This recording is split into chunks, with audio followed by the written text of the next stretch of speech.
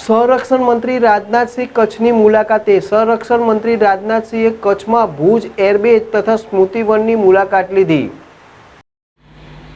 તાજેતરમાં ઓપરેશન સિંદૂર બાદ દેશના સંરક્ષણ મંત્રી આજે કચ્છ ભુજની મુલાકાતે આવ્યા હતા। સવારે સૌપ્રથમ તેઓએ ભુજ એરબેઝ ઉપર ઉતરાણ કર્યું હતું અને ત્યાં એરબેઝ ડિફેન્સ તથા લશ્કરના વડાઓની સાથે તથા જવાનોની સાથે મુલાકાત કરી હતી તથા તેમને સંબોધન કર્યું હતું। ખાસ વાત એ છે કે 1971ના યુદ્ધમાં પાકિસ્તાને ભુજ એરબેઝને નુકસાન પહોંચાડ્યું હતું, ત્યારે માધાપરના વિરાંગના બહેનો દ્વારા રાતોરાત એ રિપેર કરવામાં આવ્યું હતું।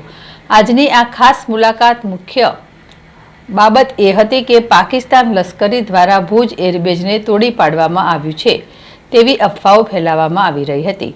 પાકિસ્તાનના આ દાવાનો ખોટો પાડવા તેની ખરાઈ માટે આજરોજ ભુજ એરબેઝ ખાતે સંરક્ષણ મંત્રી રાજનાથસિંહ આવી પહોંચ્યા હતા અને ત્યાંની સંપૂર્ણ પરિસ્થિતિ વિશે તાગ મેળવ્યો હતો। સાથોસાથ તેમણે વર્ષ 2001માં આવેલા ભૂકંપમાં શહીદ થયેલા લોકોના મનમાં જે સ્મૃતિવન બનાવવામાં આવ્યું છે તેમાં આજે તેમણે મુલાકાત લીધી હતી અને સ્મૃતિવનના દરેક ખંડમાં જઈ અને રૂબરૂ માહિતી મેળવી હતી અને શ્રદ્ધાંજલિ અર્પણ કરી હતી।